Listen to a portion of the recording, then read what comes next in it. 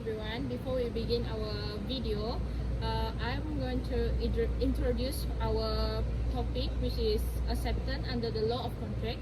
I'm Elisa. I'm going to play role as quantity surveyor. I'm Isa as client. I'm Johanna as the contractor.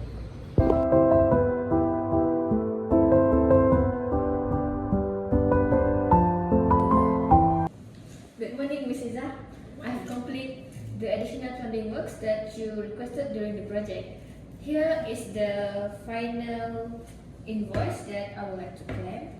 I'm not paying for this. I never signed any document for those additional plumbing works. There is no written agreement for the work. For all I know, your team did that on its own. So I am not paying for work that wasn't in the contract. But we specifically discussed the upgraded pipe specification 3 weeks ago. You verbally say, "Go ahead, that sounds much better." That was a clear agreement. So I proceed based on your acceptance. Verbal means nothing in the contract. Since nothing was signed, there is no binding agreement. Miss Iza, after our verbal discussion that day, I immediately instructed my workers to start to plumbing works. You even come to inspect the progress 2 days later. I proceed because I believe your verbal approval was a green light to continue.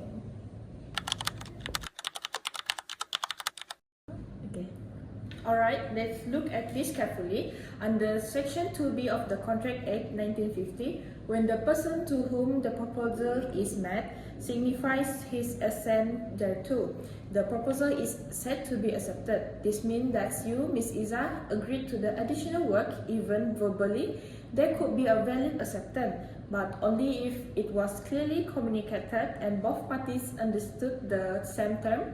However, because there is no written confirmation, we must verify whether your action can be treated as acceptance by conduct, as shown in the case of Broadgen versus Metropolitan Rail Code 1877, where continued action saw acceptance even without writing. Did you allow Ms. Johanna to start the plumbing work even without writing?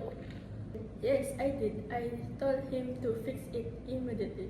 Then your conduct may show that you accepted her offer, so there could be a valid agreement even without writing.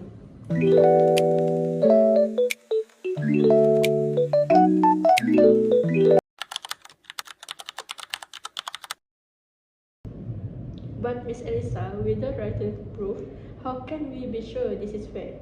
That's a good question. As quantity surveyor, my ethical duty is to be honest, fair, and professional.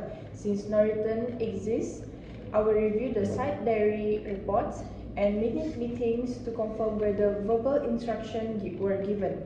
If evidence shows that the contractor acted in good faith, then that you approve of the work.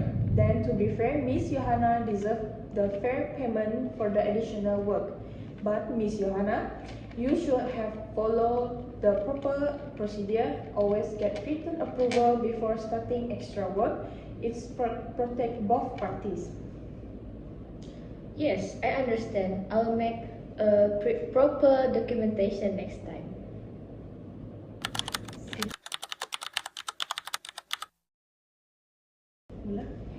Okay. To prevent this kind of argument in the future, my advice is always issue written orders before starting extra work. Second, confirm all agreement via signed documents. Also, acceptance should be clearly communicated. For the third one, both parties must follow the ethical conduct to ensure the fairness. As a result, we can maintain professionalism and avoid unnecessary conflict. Thanks, Miss Elisa. I'll make sure our future projects follows these steps. Yes, lesson learned. Next time, I'll wait for writing confirmation. In conclusion, the law of acceptance is crucial in construction because it ensures that both parties understand and agree to the same terms. For quantity surveyor, demonstrating ethical values, clear communication, and professional documentation helps maintain trust and fairness in all contract dealings. That's all for me.